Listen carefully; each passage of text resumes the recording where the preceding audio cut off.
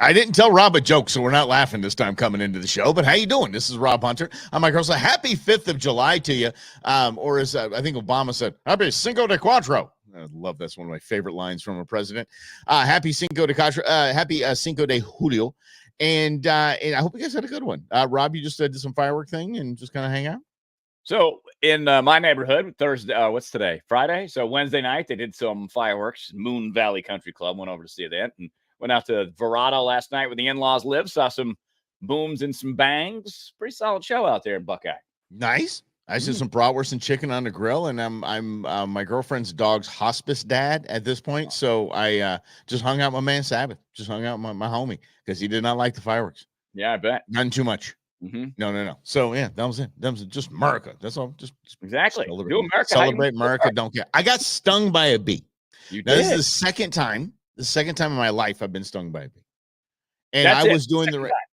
What's that? In your whole life? Whole life. 49 years. You've only been stung by a bee twice now. Wow. First time was on the bottom of my foot, right in the arch. Oh, dude, that hurt. I'm like, okay, I never want to be stung by a bee again. And by the way, I was in my 30s, late 30s at that point. So I hadn't been stung by a bee. And then last night, because I'm dating a hippie, there's a bee in the pool. So I'm like, okay, let me do the whole cup the thing and let's kind of get the bee about the way. Apparently it just kind of rolled over my hand and stung me right here. I'm like, that son of a, I was saving your life, you ungrateful little bee. I get it. So yeah, I was whatever. Because those are females. The worker bees are females. So that's why you can call it that. Huh. Twice. I'm impressed by that. I haven't been stung in a long time. I'm probably dooming myself. One time I got stung right in the ass on my bike. Okay, but why is your butt out is what I want to know. Well, I mean, it was clothed, but I was okay riding a bike, teenager or whatever, and the bee was on the seat. I went to go sit on the seat. Bang! Right in the butt. Right through the clothes. Oh, yeah, that was a good one. But, it's a fleshy part, so it was okay. Yeah, it's a pathetic thing. I mean, I don't know if have you seen the bee after you pull your stinger out and look at the bee. Have you seen that? I mean, basically, it's just pulled its intestines out. And it tries to fly away and stuff like that. You know what I did? Know what I did? Didn't care. I said, and I said, pointed, and I'm like, ha! See, I'll have the last laugh. You sacrificed yourself now for this. As I was trying to save your life, you just ended up killing yourself. See, no good deed goes unpunished. Exactly. So stupid. I swear. Hey, shout out to our buddy Santos from Suntan Honey Farms. I Save Bees. Check it out. If you got a bee problem, the guy's going to go take your bees, take them to a nice, wonderful bee resort to make honey and have a great life. Could have done that with the Diamondbacks today. They had that bee problem on the backstop of the last night. I was like, D-backs bee guy, D-backs bee guy. I was so anti-bees last night. I've recovered, but I was like, I kicked a bee's nest one time. Again, I was like young. I was like 10. They were living under this rock in my old hometown in Massachusetts. And I'm like, let's see what happens. Like you do when you're 10. I only got stung 3 times, though. And those bees were swarming around me. I somehow avoided the worst of it. It's probably because I was flailing my arms like this. Just run. Yes, because that helps. Yes, absolutely. They're like, we're going to stay with him. That guy's crazy. Yeah, that guy's crazy. He's just crazy. And there has to be a time maybe you back it up. I mean, because honey is so prevalent. Honey is part of our society. Honey is part of our diet. It's a staple. And I know you're a big honey guy, Rob, but there had to have been one guy just wondering what are them bees hiding in there. I don't know what those bees got going on in there. And then they had to try it and eat it. And not get stung. Yeah. Oh, I'm sure they got stung a bunch. Yeah. We thank you for your sacrifice. Whoever the first one was, we appreciate you. We celebrate you today on the 5th of July. America. And that's what you got to love about being alive now. All the work our forefathers did for us so that we know how to get honey. And we're not like, hey, that stuff looks good. Maybe we should go try it out. But there's bees and they sting. Someone ate a lobster for the first time, a clam, an oyster. Someone decided, let's try this cow. Let's try this berry. And countless people died doing those things, so we don't have to. But you got to back it up, though. You got to back it way back it up, because some people looked at that big woolly mammoth and they're like, I think we could take it down. Yeah, I totally think guys, who's in? Guys, have you sharpened your spear, Gronk, or whatever? And they went out there, and a lot of them just died and got whipped around and got their butts kicked. But they took that sucker down, and they realized, let's cook these things. It's fantastic. And then they killed all of them. Sure. No, I think it's the same thing we got going on right now. Like if people are like, climate change and we're gonna go up to 200 degrees. Okay, that's just her saying you guys had your time. Good job. You screwed up like the dinosaurs did. They were farting a lot. It ticked me off. And these cows, we just got to get these things out of here. Yeah. Speaking of which, do you know who's back? Deborah Scarf Lady Birx. Remember her from the COVID debacle? Deborah Birx, Dr. Birx. Do you remember her? Oh yeah, she's back, and now she wants to take on your food sources, and she is now playing her useful idiot part in making sure that we have a shortage of beef, so that people like Bill Gates, like we played a couple days ago, can come in with his impossible and what I was in. The other one is Beyond Meat. Yeah. Impossible and Beyond Meat. So let's see what old Birx has to say here. We're not testing to really see how many people have been exposed and got asymptomatically infected. Okay, they're talking about bird flu right now. They're talking about bird flu. We should be testing every cow weekly. You can do pooled PCR. We have the technology. The great thing about America is we're incredibly innovative, and we have the ability to have these breakthroughs. I can't even. I'm not even going to look at her. I can't even deal with that woman again. We have to test every cow weekly, and how easy for that to be like, all tested positive, knock them down, get them out. I think you're right. Sorry. You need how many cows are on the United States right now as of January 1st this year? Am I guessing? Yeah, take a guess. 6 million. 28.2 million. Yes. So so we test them. She said we do PCR testing, so we do the whole, the things they're doing, test the poop, whatever it is. But then just it's okay. This entire farm needs to be laid out. I just watched a beekeeper, speaking of bees, in New Zealand, and basically tears in his eyes with a giant, just a giant, massive fire behind him. He goes, I just had to kill 2 whole things of bees because the government said if I don't, he goes, I tested them, they're healthy, but the government says they're not healthy. So I was going to be arrested. There's a glow. I'm not playing, guys. This is an tinfoil hat thing. If you just pay attention to what's going to do the research, there is a very challenging thing happening to our food supply globally right now, and it's avoidable. And I don't know why it's happening, and it seems nefarious as hell to me. But Deborah Birx, being the useful idiot that she is, starts planting the seeds of bird flu is going to take over the cows too. See, I think the nefariousness isn't necessarily in that it's all being designed. I really think these people who are running these things are idiots. I really do. I'm completely convinced that everyone in charge is dumb or not smart as they say they are, because we elevate these people into these positions and environmental positions. And then it's kind of like voting for Biden now. You're kind of all in. You're kind of like hooked on whatever it is that you're hooked on. And you can't see that Biden's old. What do you mean he's old? Where did that performance come from in his debate? Have you been watching his presidency ever, or you've been solely focused on the other guy? So you take your eye off the ball. I think we get so focused on the environmental impacts of this so-called bird flu that, Mike, you're right. They're like, no. It's the most important thing. We have to kill the cows and figure it out because, oh my God, this is the only thing I focused on is bird flu or COVID or Biden or Trump or whatever.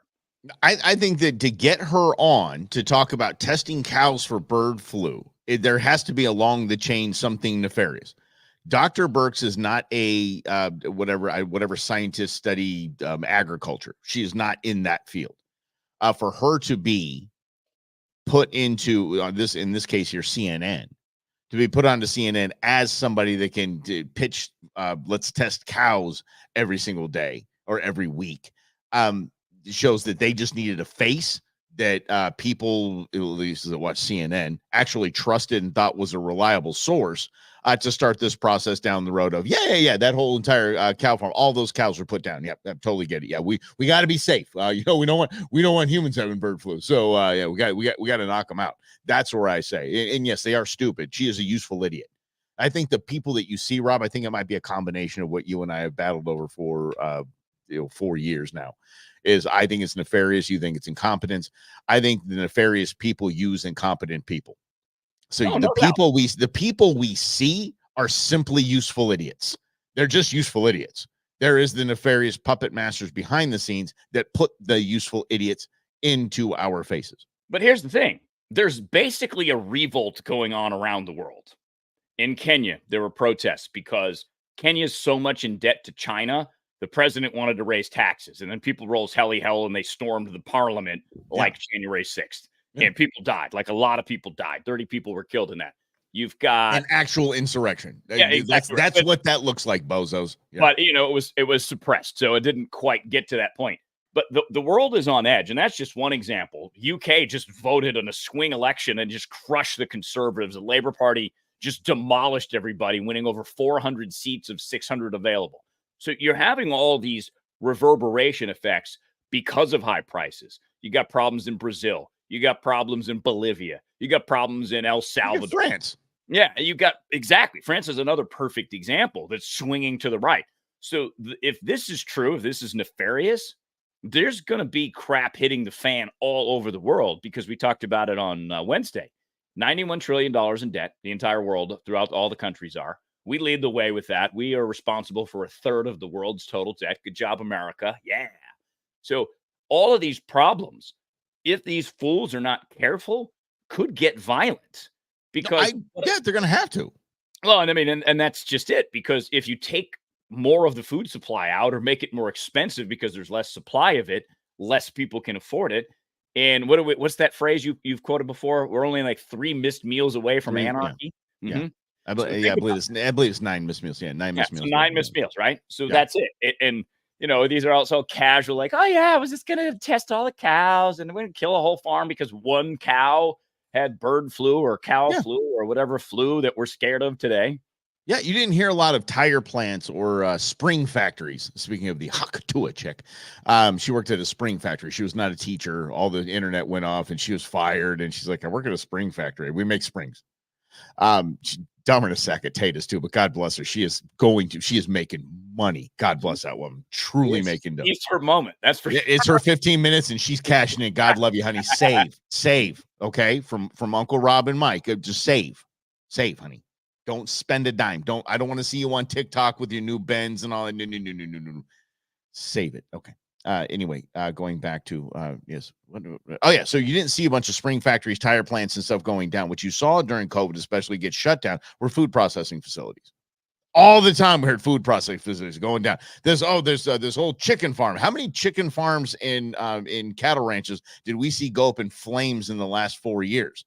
Including one here in Arizona. I think it was something like in 90. Impacting a solid like 20-25% of the food supply. It absolutely, to me, again, they're nefarious people at work. They're using useful idiots like Deborah Birx. Now, going back to Rob's point on basically just kind of what do you do? This kind of uprising, a revolt going on around the world. I don't think it's going to take much. These, I don't know if they're that stupid that they cannot see what a powder keg we're sitting on here, just celebrating for. I mean, we did do what we did over a 2% tax on a breakfast drink.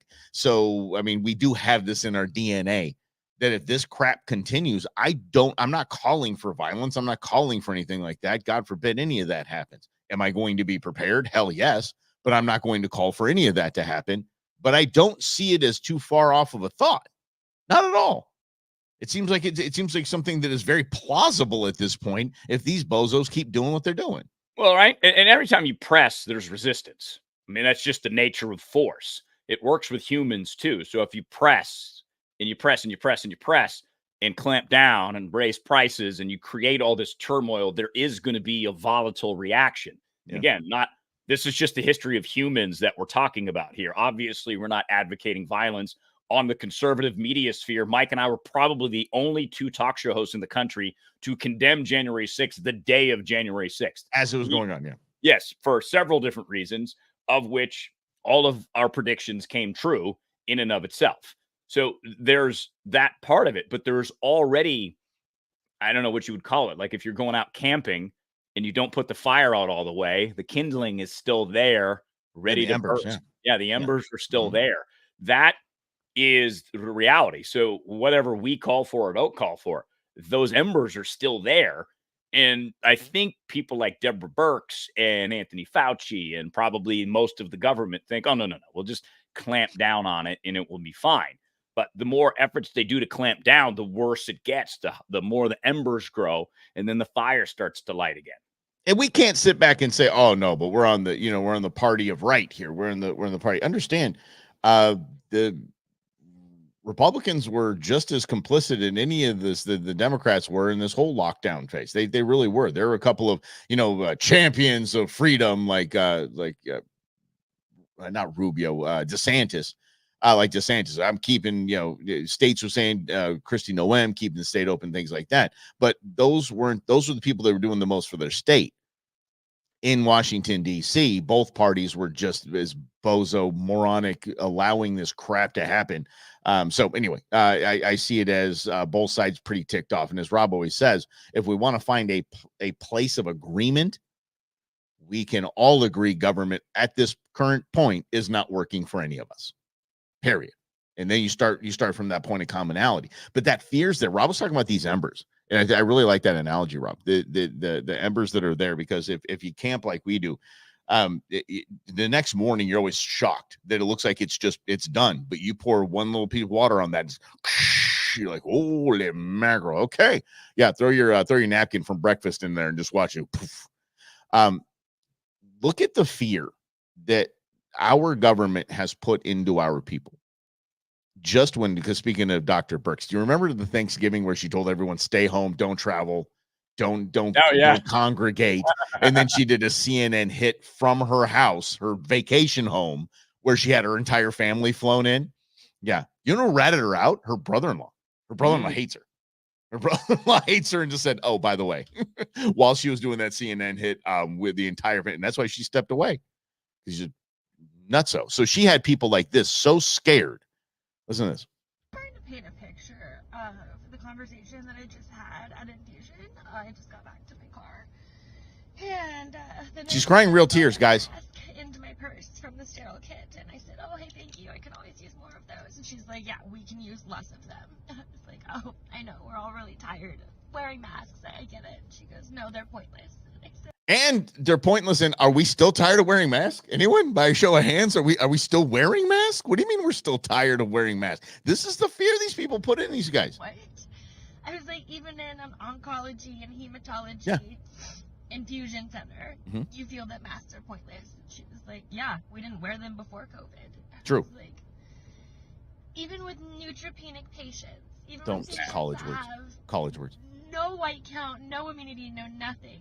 You still feel that masks are completely irrelevant. She's crying. Yeah. I was like, wow. And then, like, 3 other nurses popped over, and she asked them, she's like, what do you guys think about masks? Are they irrelevant at this point, even in oncology? And they were like, I mean, we're pretty sick of it. Like, I don't really think. Yeah, that's how it usually goes down in professional medical facilities. That's usually the conversations that you have. Mostly made up. But the point is this, that she was crying real tears. And then she was really upset about masks. And no, we have Wrap the Road from here in the West Valley. It's something new. It used to be Cancer Treatment Centers of America or some state of the art, this and that. And it was a really big deal. I've been in that facility. Nobody wear masks. Nobody was. Looking back, I mean, I didn't notice at the time because masks weren't really a thought or a thing. So yes. And by the way, Anthony Fauci, St. Fauci himself, was correct at the very beginning, saying all it does is protect from droplets going into surgery. I mean, it's droplets of saliva. That's really all it does. So he was right. And yet still, here we have society this freaked out, this much of a powder keg, just at losing her mind because the doctor told her, a nurse said, yeah, you don't really need to wear a mask. Yeah, even though there's no evidence that masks actually work. I mean, you could say, in some studies, those specialized P95 masks, those really fancy ones, supposedly work. But even that science is a little bit dubious. But let's use the fear, because fear is that ancient instinct that we all have. We're all afraid of something. We're all afraid of dying. We're afraid of whatever, catching woolly mammoths, woolly mammoth, whatever it is. So it's very easy to turn that button on, which is why media loves it, because they have a scary headline, you're going to click it. They have a crime that's in your neighborhood. Oh my God, somebody died in my neighborhood. Oh my goodness, I'm in danger now. Now I need to read this story, which is why they do it. So this is the other part about it, because our side does it too. let's use illegal immigration as a perfect example. So they always bring you the stories. Oh, there's someone in ISIS that is in America, which seems pretty obvious at this point because 9 billion people came in. Sure. Yeah. Obviously, some of them are going to be nefarious. Yes, sir. But they use that to scare you to think, oh, the ISIS guy moved next to you down the street and is going to blow up the whole town. Okay, sure. So you see, right? Your instinct goes up to, oh my God, I got to protect myself because it's that ancient thing that goes back to 2 million years ago. The first humans are like, what do we do? Was that thing going to kill me? Can I eat that thing? So it's so instinctual, which is why it's used against you all the time, because fear, at the very least, captures your attention, gets you to click on a story, gets you to watch a story, gets you to vote a certain way. When you control your own fear instinct and understand what it is, it's useful if you're actually in a dangerous situation. But in modern America, very rarely are we in dangerous situations. So if you get that fear instinct, you're like, oh my God, I've got to breathe through it, whatever it is you got to do, refocus and understand you're being played. And if you see a woolly mammoth, run. Definitely run. Run, buddy. That's when a fear instinct is good. Yes. Like there was a bobcat in my backyard the other day. Occasionally, Oh, cool. a couple times a year, we see a little bobcat. Like, I'm not going to go outside and mess. Oh, you don't be with afraid of bobcat too. Bobcat's cool. Bobcat. Yeah, but I'm not. I'm not going to. If it's a mountain lion, then yes. But a bobcat, nah. But I'm going to stay behind the glass and look at it, take a picture, and go, "Oh, cool! I have a cool backyard." Oh, it just ate that quail. The quail's flailing around. Yes, nature. Oh no! The best thing of the bobcat is he just stares at you, just like, yeah, up, man? Yeah. It's like, do I owe you money, dude? Yeah. You're gonna leave now? Thanks for filling up the water, so I have something to drink. Here we see the bobcat in his natural habitat. Rob's narrating the whole thing like you do that. Yeah, hell yeah. You might as well. It is baby quail season here in the Hunter backyard. But here's the gig though, is that this is all, even this little TikTok video that I just showed you, the lady crying real tears, that's useful to the people that are doing exactly what they're trying to do. Rob was talking about the fear response, and I think it's just that we're desensitized to it. We're like, yeah, we know, man, 9 million people coming up over the border. We're like, okay, we've tried. We've been hollering about it the whole time. We've been warning everybody. And now we're like, okay, well, yeah, nothing scares us. 7 ISIS members were found to come. Oh, crap. Okay, yeah, we got to do something about that. Oh, yeah, we have definitely got to make that happen. Cows might have bird flu. You may not have meat. I think I talked about this. I can't believe going to the grocery store even yesterday when you're thinking everything should be on sale because it's just, it's okay. We're done with the whole thing. Nothing. Man, nothing. I saw so much damn money. You know those like mini Coca-Cola bottles that are like cans, like 100 calories, or like got them all over the place here. My girlfriend digs the Diet Pepsi. Yeah, and I do too. And I was looking because I love cherry Coke, and I don't drink a lot of it, but it was like 2 for $13 for 2 12-packs of the small can. I'm like, what? And they're not even 12 packs, dude. The small cans, they come in 10 packs. Oh, do they? They look like 12 packs, but they're 10 packs. So that's over 50 cents for a 100-calorie can of Coke. It's probably 4 ounces or 6 ounces or something like that. I'm like, my goodness. Yeah. I saw a tri-tip for $42. I was, price with card was like, 37 or something. Yeah. I'm like, I am not paying. What the bleep in the world? I love me. Rob knows I love me tri-tip. But damn, holy mac. You know, it's a West Coast thing. It's a Western United States thing. Tri-tip doesn't. Did you have tri-tip when you were a kid? Never even heard of it. In the East Coast. Exactly. I was watching one of the barbecue competition shows because I'm a nerd. And they were like, they pulled out brisket, and the guy was from the East Coast. I have no idea what this is. It's like a little mini triangle football boomerang kind of looking thing. He goes, maybe a mini brisket. I don't know how I'm going to cook this. He was dumbfounded. He goes, I literally cooked every piece of meat. I thought I cooked every piece of meat you could cook, but here we go. It's not there. Yeah, I was talking about cabeza tacos the other day, Robbie. And yeah, see, Rob will come with me on this because that's the meat between the scalp and the skull on a cow and a pig, and people think that's just so disgusting. Y'all, it will change your world. It literally will change your world. You'll want to try different things after you have a cabeza taco, and you're like, oh, I thought there's no way I'd do that. Oh, cabeza taco's good. We had some down in Yuma. Yeah. When we went to the border with Congressman Andy Biggs and our favorite Congressman Matt Gaetz. From Matt Florida, Gaetz, who, by the way, was very quiet on that trip.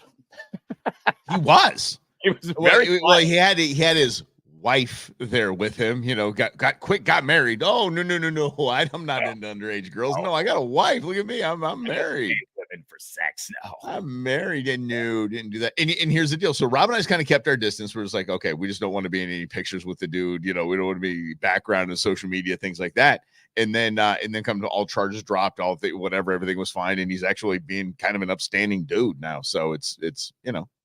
Well, you get a little close to the line, you know. Careful what you buy into, you know. I mean, yeah, but he's still not helping the Republican Party grow.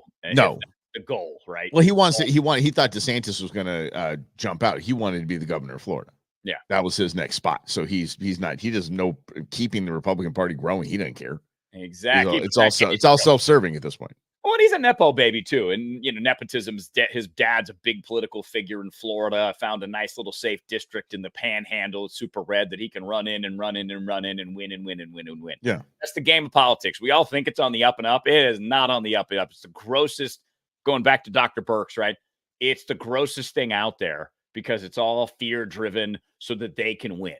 That's really the disappointing part. That's the part I wish America would wake up to. I want to find out who said it. It might have been Roy Rogers. Who said if voting mattered, they wouldn't let us do it. Yeah, or voting worked or something like that. They wouldn't let us do it. It's theater. It's theater at this point. So yeah, but again, it goes back to the powder keg we're sitting on.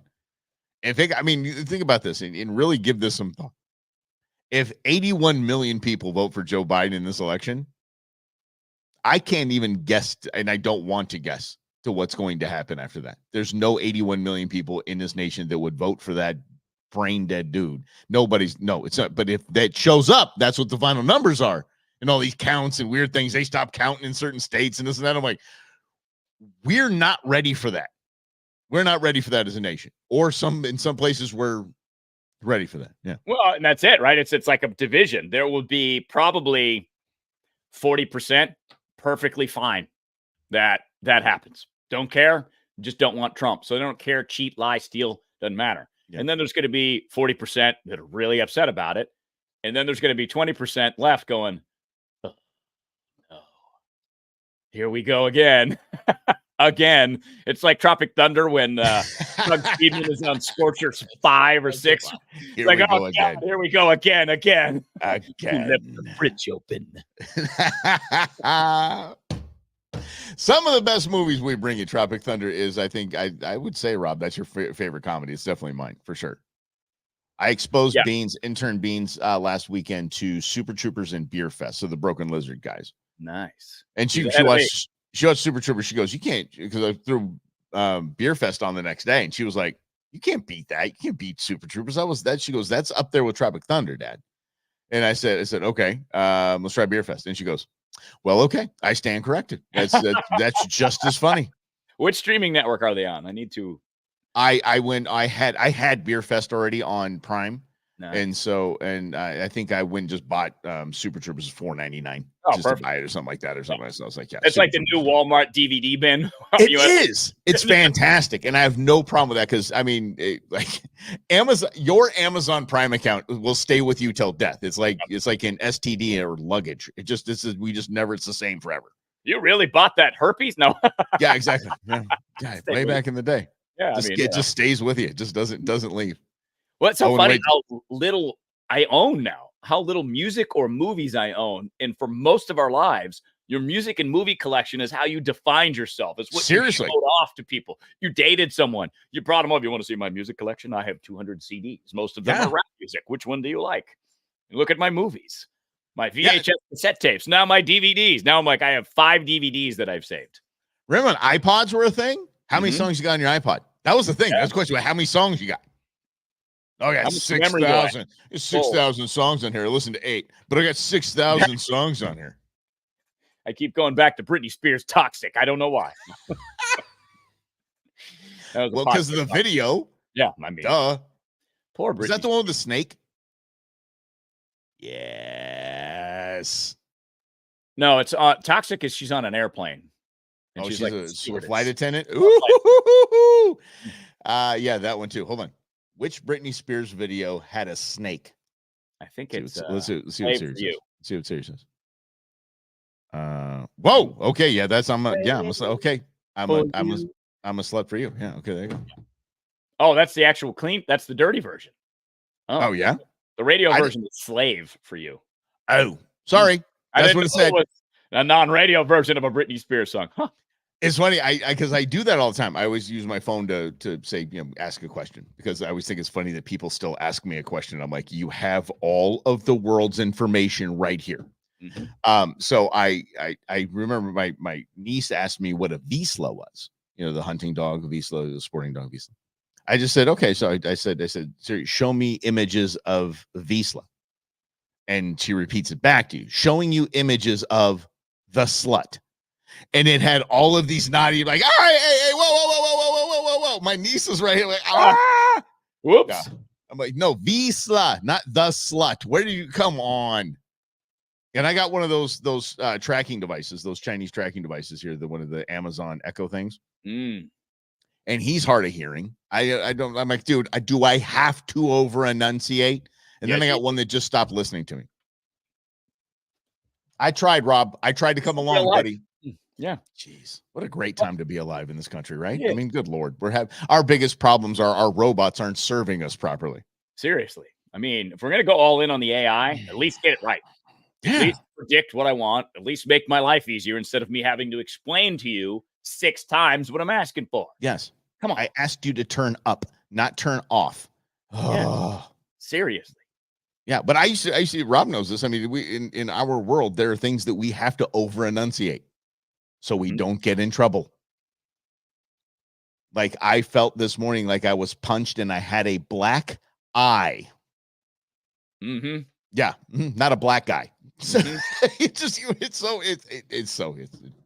It's like listening to music, right? Jimi Hendrix. Excuse me while I kiss the sky. Yeah, kiss this guy. Excuse me while I kiss this guy. I'm like, huh? Yeah. Mm-hmm. Hey, Jimmy might have been. I mean, it's free love era. Jimmy might have been into things. You never know. Yeah. Everybody. It's like Tropic Thunder. It's Hollywood. Everybody get once in a while. See? It all comes back to. Oh my! It always goes back. You're out. You just live. Oh my gosh! What was that? There was another one. There's the Bad Moon on the Rise. Mm-hmm. There's a bathroom on the right. That's what I always thought it was. I thought our lips are sealed. The Go-Go's. I thought it was Alex the Seal. Oh yeah, mm-hmm. Yeah. And let's see here. What did one of my friends? She said she thought more than a woman. More than a woman. The Bee Gees, right? Yeah. So she thought it was Blueberry Woman with Cheese. Blueberry Woman with Cheese. That's what she thought. Yeah. Why not? Mm-hmm. It makes sense. Come over to my house. If you have blueberries and cheese, let's hang out. Champs tequila. I thought as a kid it was taquitos. I thought he was saying taquitos. That's what I thought he was saying as a kid. I didn't know what tequila was. Yeah, exactly. I knew what Irish whiskey was. I knew what peppermint schnapps was. That's when I ran my grandfather's golf cart into the bridge and into the creek after sipping on his. This is like a candy cane, Grandpa. Happens. Yeah, I mean, happens. It's part of life. Okay, back to this show that we talk about, current events and whatnot. Rob was not a Disney fan.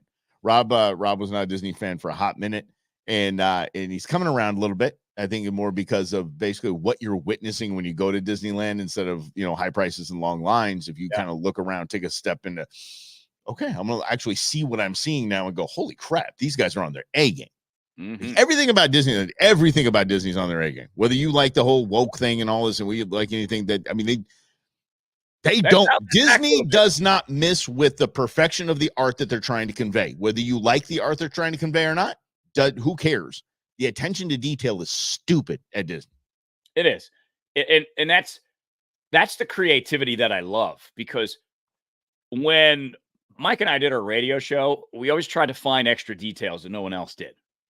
Disney does that to a way more advanced degree, because if you go to Star Wars land and you just pretend that you're in another planet, it looks and feels that way. as if you were in the Star Wars universe. Immersion, the way that they do it, Disney, it's unbelievable. And, again, I thought it was just for kids, and I was like, whatever, it's kids, blah, blah, blah. Because the Disney rides, at least the old rides, you're like, okay, I've been on better rides. There's better roller coasters in the world. But now Disney has updated not just the look. Star Wars has 2 rides, the Millennium Falcon ride, which is really fun because you get to pilot the Millennium Falcon, you get to be a gunner, engineer, whatever. Video game. And then Rise of the Resistance is a 15-minute interactive multi-part. Yeah, it's crazy how fun that is and innovative. That's that Disney part. Because again, if you don't like Disney because they're woke, that's fine. But you can use parts of Disney for your own life or your own career to advance yourself because of the way they see things, plan things, work together, and just really create a Star Wars land.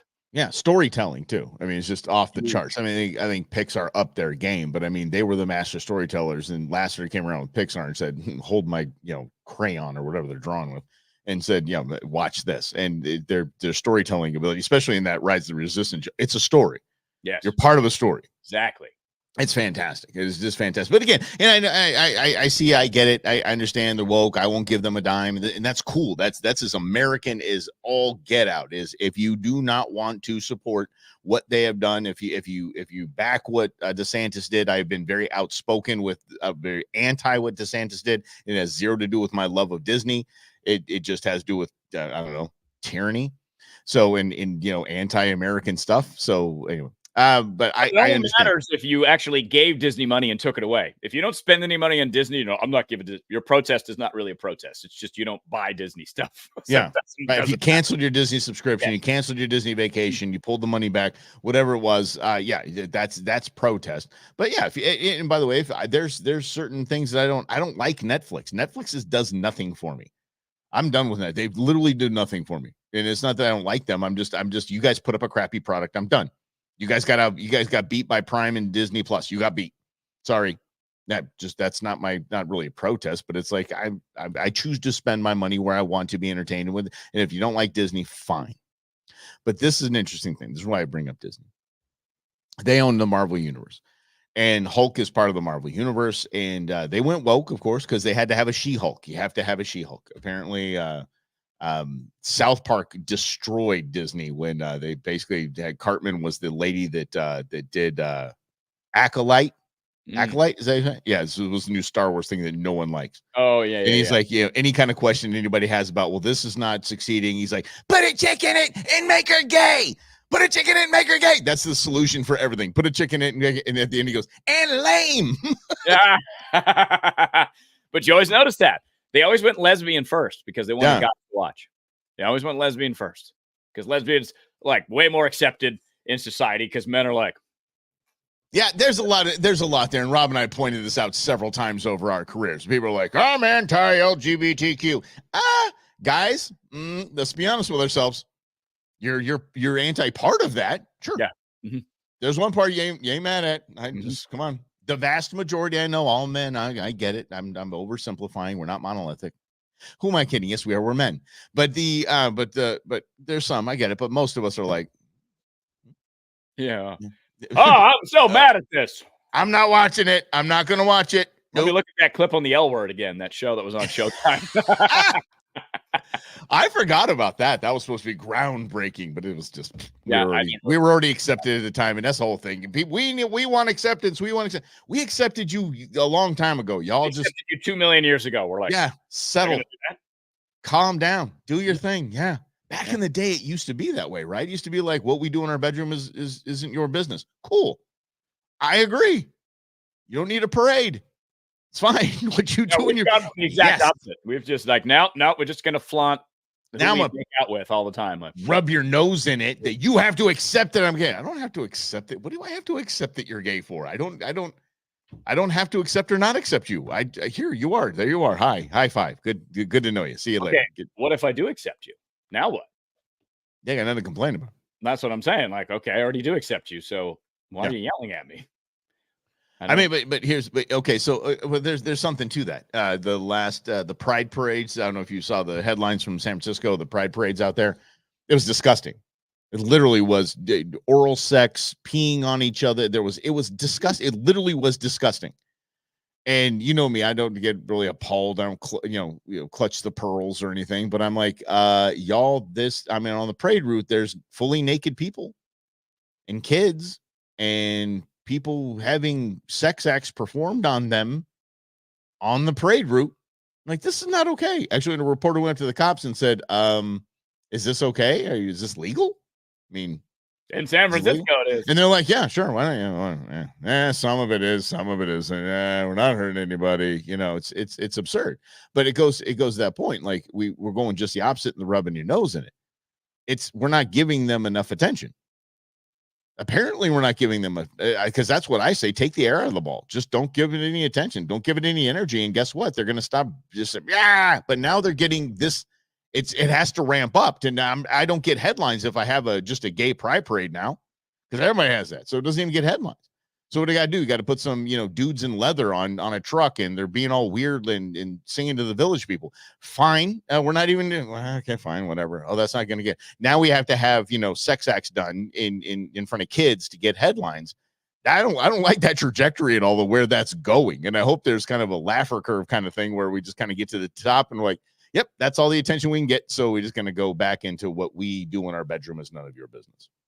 I wish that I was optimistic about that, but the great news is you can unplug whenever you want. Truth. And because I didn't even know that happened. I know that San Francisco has a pride parade every year. It's the quintessential pride parade. But yeah, I just assumed that that's going to be the thing, because I've been to Mardi Gras. I lived in New Orleans for a couple of years. Mardi Gras is just as crazy. There's all kinds of crazy things going on down there in Mardi Gras, straight, gay, anything in between, and nobody gets arrested. So it's easy to avoid that. Don't go to Mardi Gras. Don't pay attention to any coverage of Mardi Gras.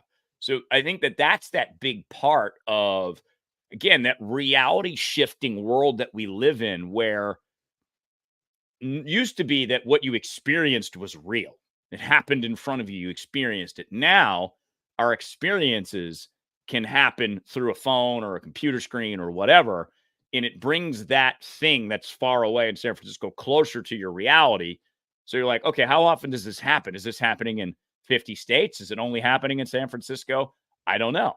But it's easy to go, I don't care. I'm just going to scroll past it, or not look at Twitter today, or not look at Drudge Report today and scare the crap out of myself.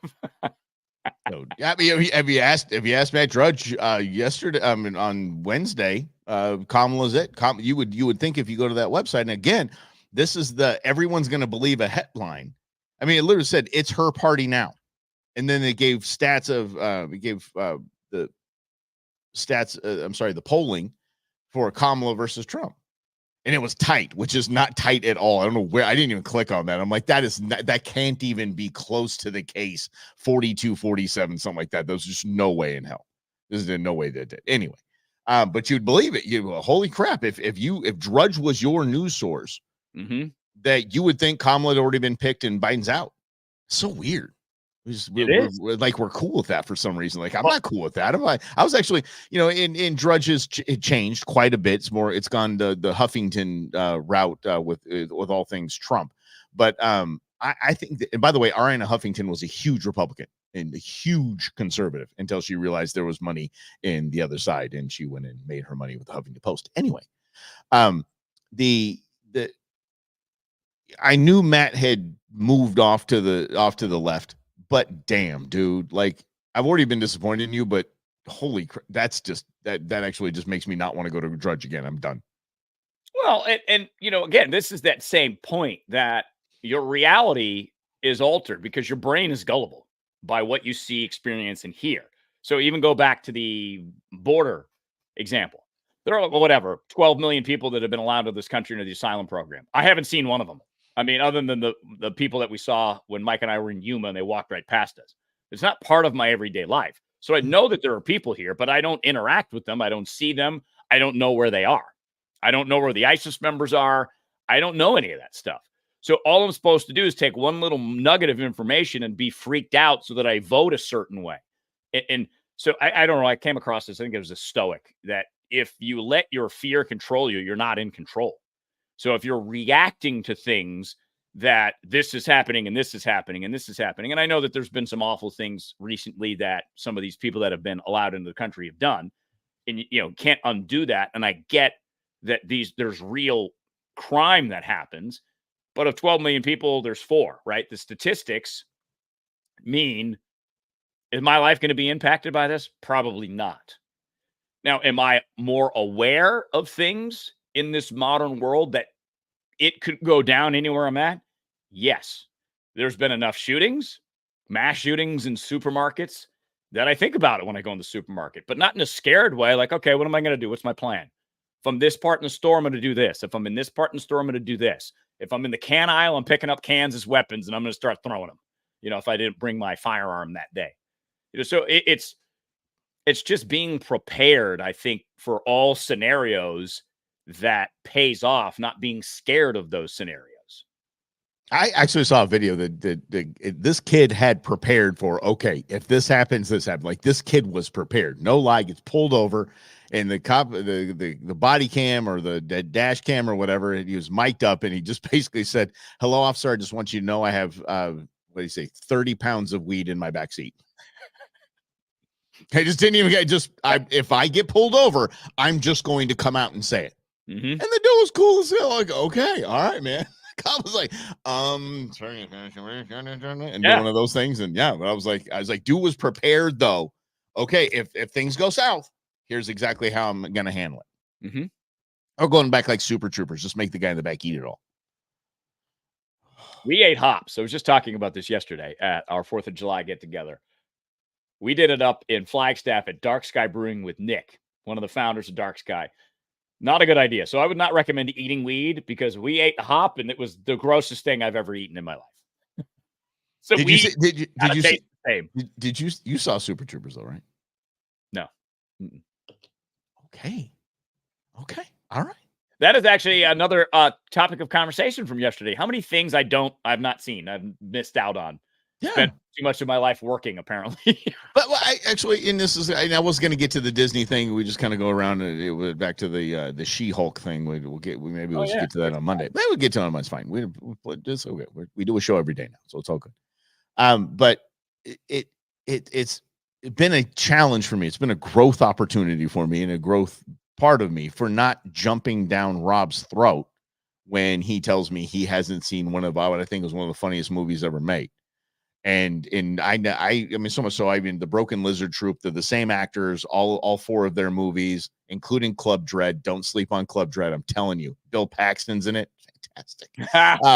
But it's just a comedy troupe. They play different characters, and it's funny and it's entertaining.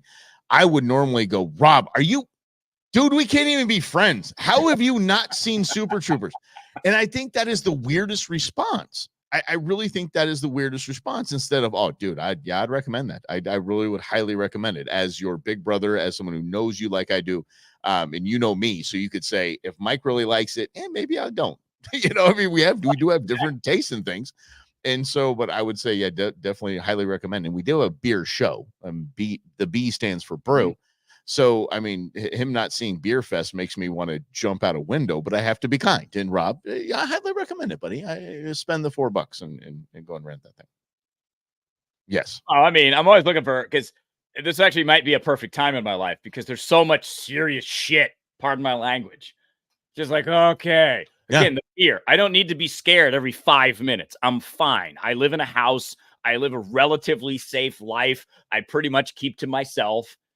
So I need a little bit more laughs in my life, So it's because I would always get that, and I'd actually get pretty kind of off put by it. Is when I tell people I haven't seen Shawshank Redemption. I know the story. The movie was just boring to me, so I stopped watching it. It bored me. It was a really slow burn, guys. It's a slow burn movie, and I wasn't about to be like, oh, it's the greatest movie of all time, Shawshank. No, and before I said that, if I put a gun to your head and say, give me the top 10 movies, I don't even think Shawshank would have come in there. But you heard that I didn't see Shawshank, and now it's, oh my gosh, I can't believe you haven't seen that. And I'm sure I've had several others that I have. Oh, yeah, we all have, right? Because we all like different things, and we end up in different places in our lives. We just don't like to accept that other people do different things than us sometimes. Right. Because, again, what politics is all about. what I like should be the law, and if you don't like it, it should be illegal for you to not to do it or not do it. And it's like, okay, that's not really what we're doing here. Yeah, if we perfect example. Individual liberties. I mean, we just celebrated Independence Day. I mean, our individual freedoms, our individual liberties to be who we are and to just butt out of other people's business is the cornerstone of this nation. So let's kind of go back to it. Can we find a way back to it? Because I really don't care. I get asked by my girlfriend all the time, like, so is your sister in town for 4th of July? I'm like, I don't know.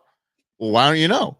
Well, how are her and her boyfriend doing? I'm like, fine. She hasn't called me crying, so I think everything should be fine. Like, why do I need to be up in everybody's business? I don't have to know. Sarah's homesick. Oh, well, what does she got?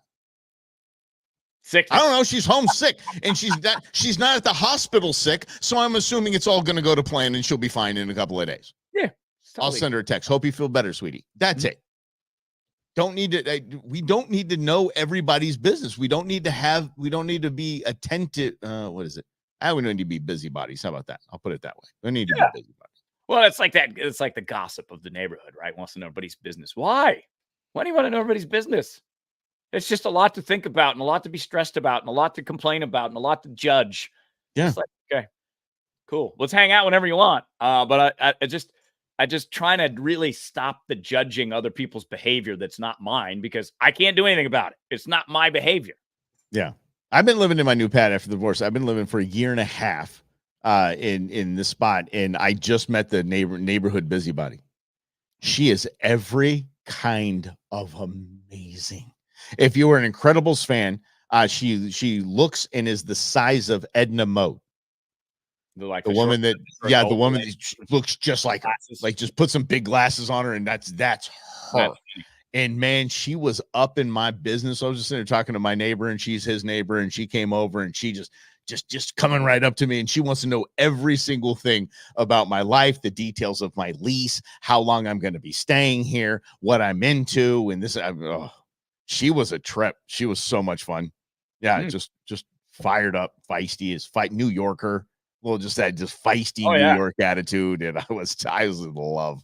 Like, I wanted to turn you into a keychain and just carry you around. You're fantastic, absolutely fantastic. Yeah, no, occasionally it's good to have a neighbor like that. So we have one that is right next to us, and they're good human beings, but they're kind of in the nose. But one day we were out of town at Disney, as a matter of fact, and our service line, water service line, busted. Yeah, I mean, I'm pretty woke. I'm the wokest out there.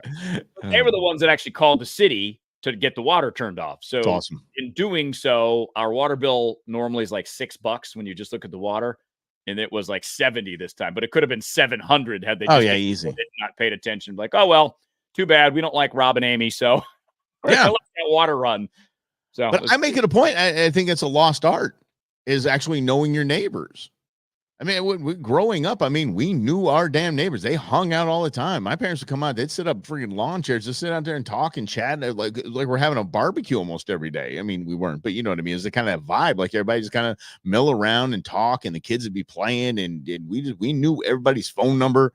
We knew everybody's going on vacation. We knew what they were doing. We'd go on vacation with them, that kind of stuff. It was really cool. So I've just always made it a point when I move someplace to get to know my damn neighbors. Mm-hmm. It's important. I can't say I think I call it a lost art. I think it's a lost necessity. Can you imagine what a different world we've been if everybody knows? I have a friend that their neighbor 2 houses down had a leak in their front landscaping, and it's just flooding the street every single day.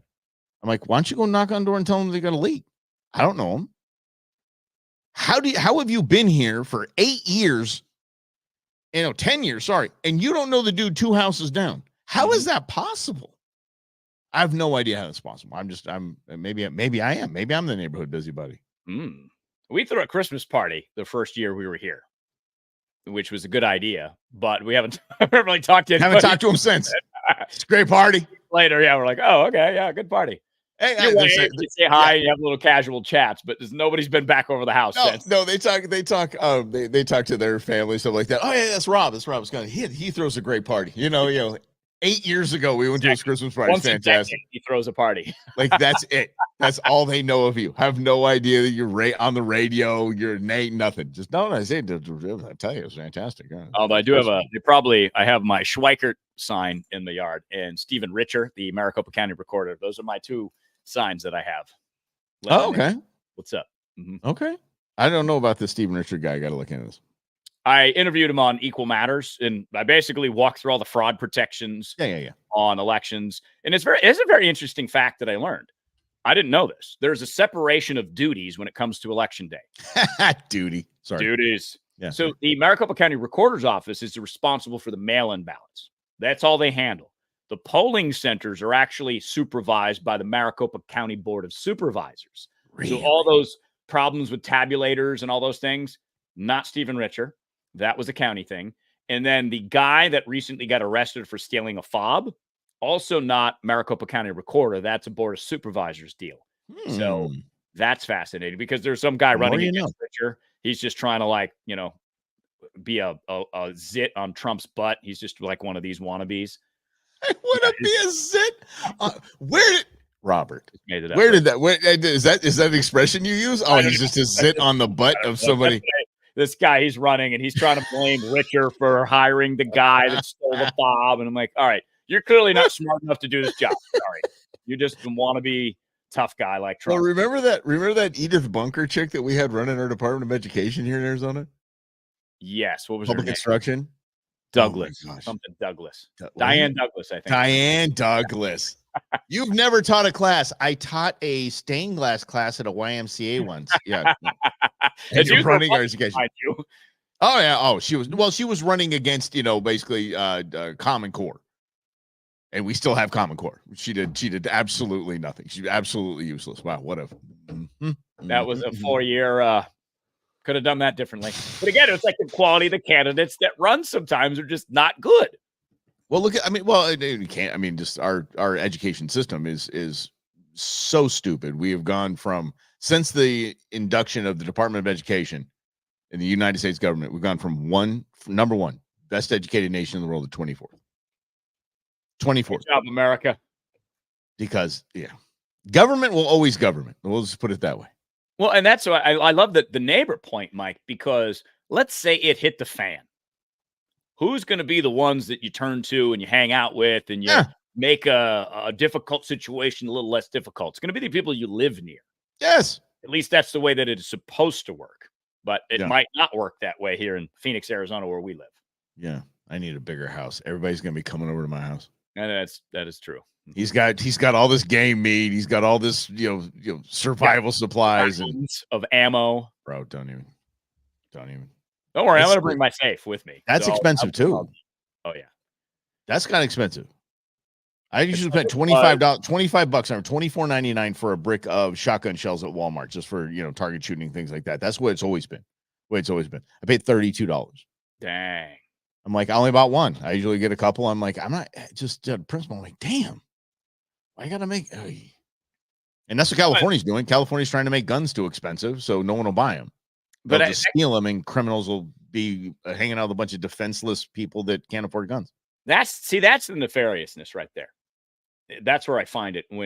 If you looked at your money, if you took your paycheck and you obviously see your federal income tax, you see your FICA tax, you see your whatever other taxes are on there, but then you pay your property tax, and then on your water bill, there's taxes. I would love to know. I might have to reach out to Congressman Schweikert and ask him how much of our income goes to taxes, because everything you buy. So this coffee mug that I bought in Elk City, Oklahoma on our road trip across America last year, I don't know, let's say it was $10. Mm-hmm. How much of that $10 that I spent was the tax to make this thing, to sell this thing, whatever it was. And then you pay the sales tax when you buy it, right? So it's got to be more than 50% of your money. It just goes to taxes, because we, as consumers, pay all the taxes. Corporate taxes are built into the prices, so you pay that too. So I wonder, I'm going to actually text him when we're done here. Okay, well, text him right now because we're done. All right, guys. Hey, listen, happy Friday to you. Thanks for hanging out. Nope, I'm going to disappear. Moving to Kenya. Okay, all right, yeah. I hope everybody had a great Independence Day. I hope you guys have a great Independence Day weekend. Keep the celebration going. Keep all your fingers, please. That's it's always a good idea, right? Right. Let's keep them. Yeah, all your digits, please. And have a wonderful weekend. Be safe out there. And we'll see you Monday at noon right here in Russell and Hunters in other.